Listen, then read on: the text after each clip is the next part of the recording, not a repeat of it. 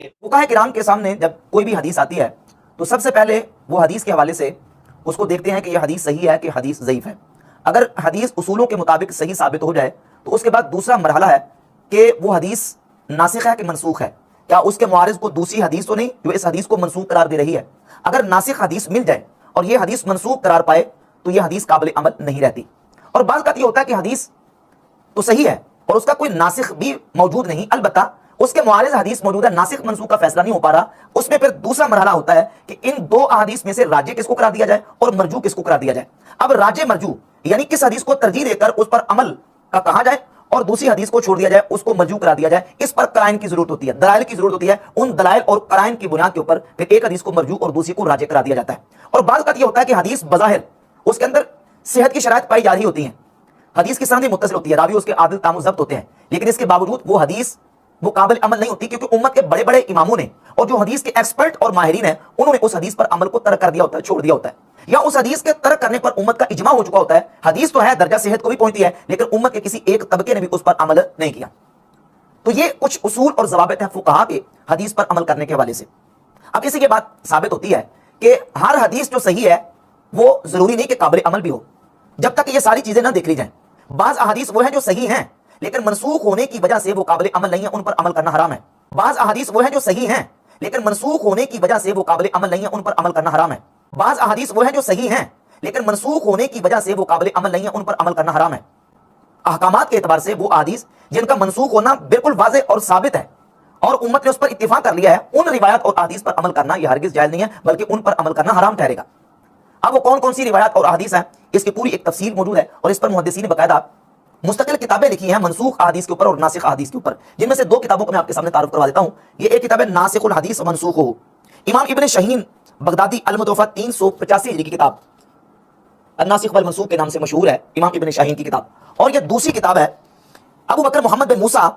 بن عثمان بن حازم المتوفی 584 ہجری کی کتاب الاعتبار فی الناسخ والمنسوخ۔ اس میں ناسخ اور منسوخ احادیث کے حوالے سے انہوں نے تفصیلات بیان کی کہ کون سی احادیث منسوخ ہے اور کون سی احادیث ناسخ ہیں۔ تو حدیث کا ناسخ اور منسوخ ہونا، اس کا علم، راجح مرجوح کا علم، اور پھر یہ دیکھنا کہ کون سی احادیث اور روایات ہیں جس کو امت نے متروک قرار دیا ہے، امت کے بڑے بڑے جو حدیث کے ایکسپرٹ ماہرین فقہا اور علماء انہوں نے اس پر عمل نہیں کیا، یہ دیکھنا ضروری ہے۔ اسی ضابطے کی بنیاد پر امام ترمذی رحمۃ اللہ علیہ نے جامع ترمذی میں جب سیدنا عبداللہ ابن عباس رضی اللہ تعالی عنہما سے حدیث بیان کی کہ نبی پاک صلی اللہ علیہ وآلہ وسلم نے بغیر خوف کے اور بغیر بارش کے دو نمازوں کو مدینہ شریف میں جمع کیا، یہ حدیث امام ترمذی لے کے امام مسلم صحیح مسلم میں لے کے امام ترمذی نے بیان کیا، اور بیان کرنے کے بعد اس کے اوپر اس کی علت کو بیان کیا اپنی کتاب جامع ترمذی کے ساتھ جو چھپی ہے کتاب العلل۔ کتاب العلل میں کہتے ہیں کہ میری کتاب میں جامع ترمذی میں جتنی احادیث اور روایات موجود ہیں، فرماتے ہیں کہ ان تمام احادیث پر امت کے کسی نہ کسی طبقے نے عمل کیا ہے، امت کے علماء نے عمل کیا ہے، سوائے دو احادیث کے۔ دو احادیث میری کتاب میں وہ ہیں کہ جس پر اہل علم نے عمل نہیں کیا۔ ایک حدیث وہ ہے کہ جب شرابی شراب پیے تو اس کو کوڑے مارو، پھر پیے تو کوڑے مارو، پھر پیے تو کوڑے مارو، اور اگر چوتھی مرتبہ وہ شراب پیتا ہے تو فقتلوہ، اسے قتل کر دو۔ اب شرابی کو قتل کرنے والی جو حدیث ہے جامع ترمذی میں امام ترمذی لے کے امام ترمذی فرماتے ہیں کہ اہل علم کے کسی طبقے نے اس پر عمل نہیں کیا، یعنی امت کے اجماع سے یہ متروک العمل ہے، یہ قابل عمل نہیں ہے۔ اور دوسری یہی حدیث سیدنا عبداللہ ابن عباس رضی اللہ تعالی عنہما سے کہ نبی پاک علیہ الصلوۃ والسلام نے بغیر کسی جو نا وہ خوف کے اور بغیر کسی عذر کے دو نمازوں کو مدینہ شریف میں جمع کیا، اس حدیث پر بھی امت کے علماء نے عمل نہیں کیا۔ نہ امام شافعی، نہ امام مالک، نہ امام احمد بن حنبل اور نہ امام اعظم ابو حنیفہ رحمۃ اللہ تعالی علیہ، ان چاروں اماموں میں سے کسی ایک امام نے بھی اس حدیث کو اپنے ان ظاہری الفاظ کے اوپر رکھ کر عمل نہیں کیا۔ جبکہ حنفیوں کے حدیث کے قبول و رد کے اصول ہیں، جس طرح محدثین کے اصول ہیں، اس طرح فقہا اور اصولیین کے حدیث کے جو قبول کرنے کے اور حدیث کے قبول نہ کرنے کے اصول ہیں۔ تو امام ترمذی رحمۃ اللہ چونکہ محدث بھی ہیں اور فقیہ بھی ہیں، اس اعتبار سے انہوں نے ان اصولوں کے مطابق یہ کہا کہ چونکہ امت کے جو بڑے فقہا ہیں ان کے ہاں یہ حدیث متروک العمل ہے تو لہذا یہ قابل عمل نہیں ہے۔ اور نہ صرف امام ترمذی رحمۃ اللہ کے نزدیک اور نہ صرف امام ترمذی کا تبصرہ ہے، بلکہ اس حدیث کے جو راوی ہیں، حدیث کو بیان کرنے والے راوی، بالخصوص سیدنا عبداللہ ابن عباس رضی اللہ تعالیٰ کے جو شاگرد ہیں ابو شعثاء جابر بن زید، وہ خود یہ بیان کریں، اس کی توجیہ بیان کریں، اس کو اس حدیث کے ظاہر الفاظ کے اوپر چھوڑ نہیں رہے بلکہ اس کی توجیہ بیان کریں۔ اس کی توجیہ کیا بیان کریں وہ بخاری مسلم سے میں آپ کے سامنے حدیث کو رکھتا ہوں۔ پہلے مقدمہ کے طور پر یہ بات سمجھ لیں کہ اس بات پر تمام ائمہ علماء کا اتفاق ہے کہ اللہ رب العزت نے نماز کو وقت مقررہ پر فرض کرا دیا۔ قرآن مجید میں اللہ رب العزت نے نماز کے وقت مقررہ پر فرض ہونے کا ذکر کرتے ہوئے سورۃ النساء کی آیت نمبر 103 میں ارشاد فرمایا ان الصلاۃ کانت علی المؤمنین کتابا موقوتا، بے شک نماز مومنین پر وقت مقررہ پر فرض ہے۔ سورۃ البقرہ کی آیت نمبر 238 میں فرمایا حافظوا علی الصلوات والصلاۃ الوسطی وقوموا للہ قانتین، نمازوں کی حفاظت کرو خصوصاً درمیانی نماز کی۔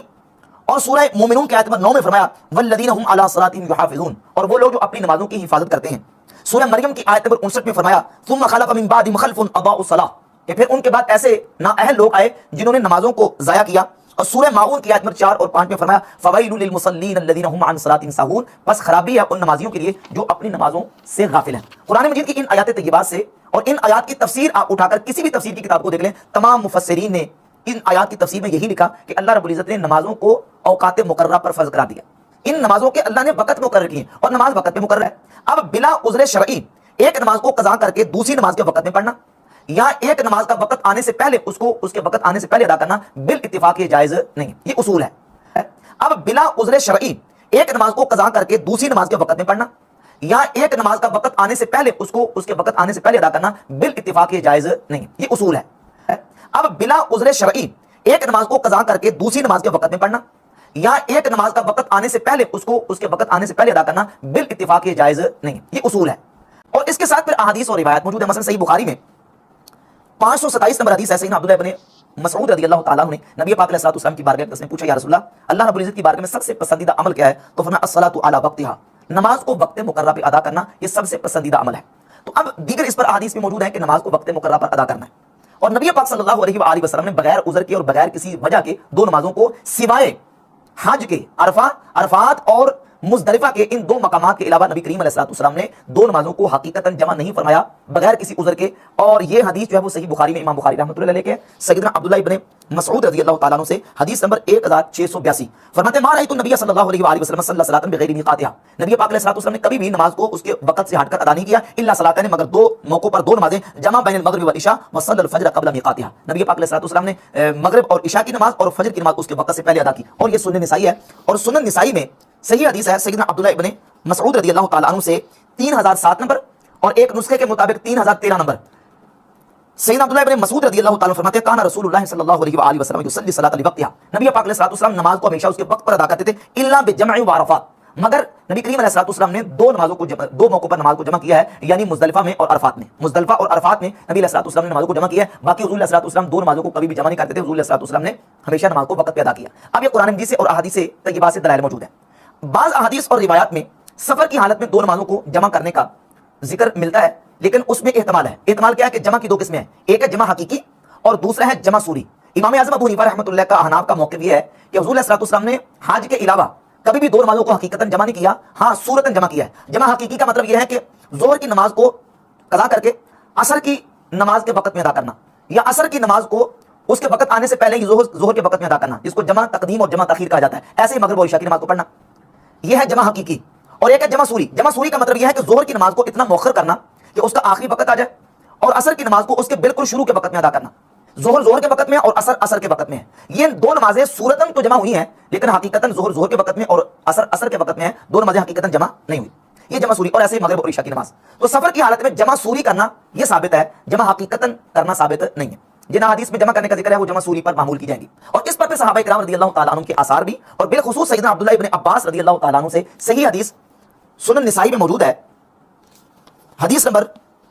586 اور اسلام 360 ایپ میں 590 نمبر۔ عبداللہ ابن عباس رضی اللہ تعالیٰ عنہ فرماتے ہیں صلیت مع النبی صلی اللہ علیہ وآلہ وسلم بالمدینہ 8 جميعا و7 جميعا، میں نے نبی پاک علیہ الصلوۃ والسلام کے ساتھ مدینہ شریف میں دو نمازوں کو اس طرح جمع کیا ہے، حضور کے ساتھ نماز پڑھی، حضور نے دو نمازوں کو اس طرح جمع کیا کہ 8 رکعتیں اکٹھی پڑھی اور 7 رکعتیں اکٹھی پڑھی، اور کس طرح پڑھی؟ اخر الظہر وعجل العصر، حضور نے ظہر کی نماز کو مؤخر کیا یعنی اس کے آخری وقت میں، اور عصر کی نماز کو معجل کیا یعنی اس کے ابتدائی وقت میں، واخر المغرب وعجل العشاء، مغرب کو حضور نے مؤخر کیا اور عشاء کو حضور نے معجل کیا، یعنی جمع سوری۔ عبداللہ ابن عباس رضی اللہ تعالیٰ عنہما کی اس حدیث سے بھی ثابت ہوا کہ دو نمازوں کو جمع سوری کے طور پر جمع کیا گیا ہے، حقیقی کے طور پر جمع نہیں کیا گیا۔ اور اس کے ساتھ سنن ابی داؤد میں 1212 نمبر حدیث ہے سیدنا عبداللہ ابن عمر رضی اللہ تعالیٰ عنہما سے، اور یہی حدیث تھوڑی تفصیل کے ساتھ امام نسائی رحمۃ اللہ تعالیٰ علیہ اپنی کتاب سنن نسائی میں سیدنا عبداللہ ابن عمر رضی اللہ تعالیٰ عنہما سے لے کے آئے ہیں کہ عبداللہ ابن عمر رضی اللہ تعالیٰ کے والد سے سیدنا نافع تابعی فرماتے ہیں کہ میں سیدنا عبداللہ ابن عمر کے ساتھ خبر پہنچی کہ آپ کی بیوی جو فوت ہونے کے قریب ہے یا فوت ہو چکی ہیں، تو آپ اپنی زمینوں پر گئے ہوئے تھے، آپ نے وہاں سے فوراً رختے سفر باندھا، رستے میں نماز کا وقت ہو گیا، ان مؤذن ابن عمر قال الصلاۃ، تو مؤذن نے عبداللہ بن عمر سے کہا کہ حضور نماز، یہ سنن ابی داؤد کی حدیث 1212 ہے، 1212، قال سر، آپ نے کہا چلتے رہو حتی اذا کان قبل غیوب الشفق نزل فصلى المغرب، تو عبداللہ بن عمر رضی اللہ تعالیٰ عنہ نے دیکھا کہ جب شفق غروب ہونے والا ہے، یعنی مغرب کا وقت بالکل اپنے اختتام کی طرف جا رہا ہے، تو آپ اترے اور آپ نے مغرب کی نماز پڑھی، ثم انتظر، پھر انتظار کیا، یہ لفظ قابل غور ہے، پھر کیا کیا؟ انتظار کیا، حتی غاب الشفق، حتی کہ شفق غائب ہو گئی، فصلى العشاء، بس آپ نے عشاء کی نماز پڑھی۔ پہلے مغرب کی نماز پڑھی اس کے آخری وقت میں، پڑھنے کے بعد پھر انتظار کیا حتیٰ کہ شفق غائب ہو گئی، پھر آپ نے عشاء کی نماز پڑھی، ثم قال، پھر فرمایا ان رسول اللہ صلی اللہ علیہ وسلم کان اذا عجل به امر صنع مثل الذي صنعت، فرماتے جب نبی پاک علیہ الصلوۃ والسلام کو کسی کام کی جلدی ہوتی تھی تو حضور ایسے ہی کرتے تھے جس طرح آج میں نے تمہارے سامنے کیا۔ تو سیدنا عبداللہ ابن عمر رضی اللہ تعالیٰ عنہ سے اور عبداللہ ابن عباس رضی اللہ تعالیٰ عنہ سے یہ ثابت ہو گیا کہ دو نمازوں کو جمع سوری کے طور پر نبی پاک علیہ الصلوۃ والسلام نے جمع کیا۔ اور یہ جو حدیث ہے صحیح مسلم اور جامع ترمذی میں کہ عبداللہ بن عباس فرماتے ہیں کہ نبی پاک علیہ الصلوۃ والسلام نے بغیر جو ہے وہ خوف کے اور بغیر بارش کے دو نمازوں کو مدینہ شریف میں جمع کیا۔ اس سے مراد یا تو جمع سوری ہے جس طرح کہ سنن نسائی کی حدیث گزری، اور ابھی میں نے آپ کے سامنے سنی ابی داؤد کی حدیث 1212 رکھی، یہاں پر یہ ہے کہ یہ کسی عذر کی وجہ سے دو نمازوں کو جمع کیا گیا۔ محدثین اور اس حدیث کو بیان کرنے والے راوی خود بیان کر رہے ہیں، اس حدیث کے ظاہر الفاظ کے اوپر کسی ایک امام اور محدث جو ائمہ اربعہ میں سے جو ائمہ مجتہدین جن کی فقہ جو پوری دنیا میں اسٹیبلش ہوئی ہے ان میں سے کسی ایک نے بھی اس کے ظاہر پر فتویٰ نہیں دیا، اور اس حدیث کو واجب العمل اور اس حدیث کو قابل عمل قرار نہیں دیا، اس کو اس حدیث کے ظاہر پر آ کے اس کی توجیہ کیا ہے۔ امام مالک رحمۃ اللہ علیہ موطا امام مالک میں صفحہ نمبر 126 پہ فرماتے ہیں ذالک فی مطر، فرماتے ہیں یہ بارش کے موقع پر حضور علیہ السلام نے دو نمازوں کو جمع کیا ہے۔ اور صحیح بخاری میں امام بخاری جب اس حدیث کو لے کے تو امام ایوب سختیانی وہ فرماتے ہیں صحیح بخاری میں 543 نمبر حدیث ہے، ایوب سختیانی کہتا ہے لعلہ فی لیلۃ المطیہ، کہتے ہیں ہو سکتا ہے کہ یہ بارش کی رات ہو، اور ابھی کہتے ہیں عصا، قریب ہے کہ ایسے ہی ہو کہ وہ بارش کا موقع ہوگا جس موقع پر نبی پاک علیہ الصلوۃ والسلام نے دو نمازوں کو جمع کیا۔ اور صحیح بخاری میں جو دوسری حدیث ہے، یہی جو حدیث دوسرے مقام پہ آئی ہے 1174 1174 نمبر، اس میں ابو شعثاء سے راوی کہتے ہیں میں نے کہا قلت یا ابو شعثاء، ابو شعثاء جو جابر بن زید سیدنا عبداللہ بن عباس کے شاگرد ہیں جو اس حدیث کو بیان کرنے والے ہیں، میں نے ابو شعثاء سے پوچھا، کہا کہ اظنہ اخر الظہر وعجل العصر، عمر کہتے ہیں میرا گمان یہ ہے کہ نبی پاک علیہ الصلوۃ والسلام نے ظہر کو مؤخر کیا ہوگا اور عصر کی نماز کو معجل یعنی اس کے پہلے وقت میں، اور وعجل العشاء واخر المغرب، عشاء کو اس کے پہلے وقت میں معجل کیا ہوگا اور مغرب کو اس کے آخری وقت میں مؤخر کیا ہوگا۔ قال وانا اظنہ، یعنی ابو شعثاء جابر بن زید تابعی جو عبداللہ بن عباس کی حدیث بیان کر رہے ہیں وہ کہتے ہیں میرا بھی یہی خیال ہے، میرا بھی یہی گمان ہے۔ اور یہی حدیث امام مسلم رحمۃ اللہ علیہ جب صحیح مسلم میں لے کے تو اسی حدیث کے اندر 1634 نمبر حدیث میں الفاظ یہی ہیں قلت یا ابا شعثاء، میں نے ابو شعثاء سے پوچھا، راوی کہتے ہیں عمر اظنہ اخر الظہر وعجل العصر واخر المغرب وعجل العشاء قال وانا اظن ذلك، تو ابو شعثاء نے کہا کہ ہاں میرا بھی یہی گمان ہے۔ ابو ایوب سختیانی، ابو شعثاء، جابر بن زید اور اس کے علاوہ دیگر محدثین امام مالک رحمۃ اللہ علیہ سے بھی یہ بات ثابت ہے کہ بغیر عذر کے دو نمازوں کو جمع نہیں کیا گیا، وہاں کوئی نہ کوئی وجہ تھی، یا تو جمع سوری تھی اور یا یہ ہے کہ وہ بارش کا موقع تھا یا کوئی ایسی اور وجہ تھی۔ اس حدیث کو اس کے ظاہر پر آ کر امت کے کسی امام نے عمل نہیں کیا۔ اور اس کے علاوہ دیگر دلائل موجود ہیں جن دلائل کی روشنی میں یہ بات ثابت ہوتی ہے کہ ایک نماز کو بلا عذر شرعی دوسری نماز تک مؤخر کرنا یہ جائز نہیں ہے۔ صحیح مسلم میں 1562 نمبر حدیث ہے کہ نبی پاک صلی اللہ علیہ وآلہ وسلم نے فرمایا لیس فی النوم تفرید، سوئے ہوئے حالت میں انسان کے اوپر گرفت نہیں ہے، پکڑ نہیں ہے۔ ایک انسان سویا ہوا تھا اور سوتے ہوئے سے نماز کا وقت مؤخر ہو گیا، اس پر کوئی پکڑ نہیں ہے، پکڑ اور گرفت اس پر ہے جو جاگتے ہوئے ایک نماز کو دوسری نماز تک مؤخر کر دے۔ اب اگر بلا عذر شرعی دو نمازوں کو جمع کیا جا سکتا ہوتا تو یہاں سوئے حالت میں اگر انسان سے رہ گئی وہ تو معذور ہے، لیکن اگر جان بوجھ کے ایک نماز کو دوسری نماز تک مؤخر کر رہا ہے اس پر وعید نہ ہوتی۔ یہ وعید بتا رہی ہے کہ بلا عذر شرعی ایک نماز کو دوسری نماز تک مؤخر کرنا جائز نہیں ہے۔ اور اس کے علاوہ سنن نسائی میں 213 نمبر اور 359 نمبر اور ایک دوسرے نسخے کے مطابق 360 نمبر کی حدیث ہے، اما عائشہ صدیقہ رضی اللہ تعالیٰ عنہ فرماتی ہیں، یہ 213 نمبر حدیث ہے، ان امرأۃ مستحاضۃ علی عہد رسول اللہ صلی اللہ علیہ وسلم، ایک عورت نبی پاک علیہ الصلوۃ والسلام کے مبارک زمانے میں انہیں استحاضہ تھا اور انہیں بیماری کا خون آتا تھا، قیل لها انه عرق آند، انہیں کہا گیا کہ یہ ایک سرکش رگ ہے جس کی وجہ سے یہ خون آتا ہے، تو ان تؤخر الظہر وتعجل العصر، انہیں حکم دیا گیا کہ وہ ظہر کی نماز کو مؤخر کریں اور عصر کی نماز کو معجل کریں اور دونوں نمازوں کے لیے ایک غسل کریں، اسی طرح مغرب کو مؤخر کریں اور عشاء کو معجل کریں اور دو نمازوں کے لیے ایک غسل کریں اور ایک غسل سے دو نمازیں ادا کریں اور فجر کے لیے الگ غسل کریں۔ اب جو اس عورت کو حکم دیا گیا ہے جمع کا وہ جمع سوری ہے، اگر حقیقتاً دو نمازوں کو جمع کرنا جائز ہوتا حضر کی حالت میں تو کبھی بھی اس عورت کے لیے یہ حکم نہ ہوتا۔ یہ حکم بتا رہا ہے کہ حقیقتاً دو نمازوں کو جمع کرنا یہ جائز نہیں ہے سوائے عرفہ اور مزدلفہ کے۔ تو بحمد اللہ یہ دلائل بھی اسی بات کو مضبوط کرتے ہیں کہ دو نمازوں کو حقیقتاً سوائے عرفات اور مزدلفہ کے جمع کرنا جائز نہیں ہے۔ اور سیدنا عبداللہ ابن عباس رضی اللہ تعالیٰ عنہ کے حوالے سے جو روایت صحیح مسلم میں موجود ہے، یا تو اس کے ظاہر پر علماء نے عمل کیا یا یہ کہ اس کی جو توجیہ محدثین نے بیان کی ہے وہ میں نے آپ کے سامنے اس کو ذکر کر دیا۔ نمازیں 5 ہی رہیں گی، البتہ وہ جمع ہو جائیں گی۔ اہل تشیع نے اپنی روٹین بنائی ہوئی ہے نمازیں جمع کرنے کی، ان کی فقہ میں بھی لکھا ہوا ہے کہ نمازیں ہمیشہ جمع کرنا یہ افضل نہیں ہے۔ رسول اللہ کا عمومی عمل کیا ہے؟ 5 نمازیں الگ وقت میں پڑھنا۔ ہم جوان نقوی صاحب حافظ اللہ تعالیٰ کو جب ملنے گئے عروۃ الوثقیٰ کے اندر، میں نے زور اثر کٹھی جمع کی مسجد کے اندر، وہ زور پڑھ کے باہر نکل آئے اور انتظار کر رہے تھے میرا، اور میں سمجھا شاید ہماری وجہ سے انہوں نے کیا کہ چلو مجھے سنی ملنے آیا تو میں نمازیں الگ پڑھوں، تو ان کے ساتھی تو لگے نہیں یہ اثر جو ہے نا وہ بعد میں پڑھتے ہیں، یہ نمازیں الگ وقت میں پڑھتے ہیں، یہ جمع نہیں کرتے ادھر۔ وہ کہتے ہیں میرے لیے کون سا مسئلہ ہے، میں تو بعد میں پڑھ سکتا ہوں نا، چلو بچوں کی تعلیم کر جو ہے انہوں نے روٹین میں جمع کی ہوئی ہے۔ اور اہل سنت کے ہاں بھی افضل نمازوں کو الگ اوقات میں پڑھنا ہے، جواز یہاں پہ بھی موجود ہے۔ لہٰذا یہ جو میں نے کلیم کیا تھا کہ میرا کوئی ایک نظریہ بھی ایسا نہیں ہے جو اس پلانٹ ارتھ پہ کسی مسلمان فرقے کا کسی نہ کسی شکل میں نہ ہو، مجھ سے زیادہ ہی سخت ہوگا، کم نہیں ہوگا۔ میں نے شرح صحیح مسلم میں نمازیں جمع کرنے والی احادیث کے کانٹیکسٹ میں سارے ائمہ اربعہ کی رائے پڑھی ہے۔ جو جمع کے قائل ہیں وہ بھی کچھ شرائط بتاتے ہیں، لیکن آپ یہ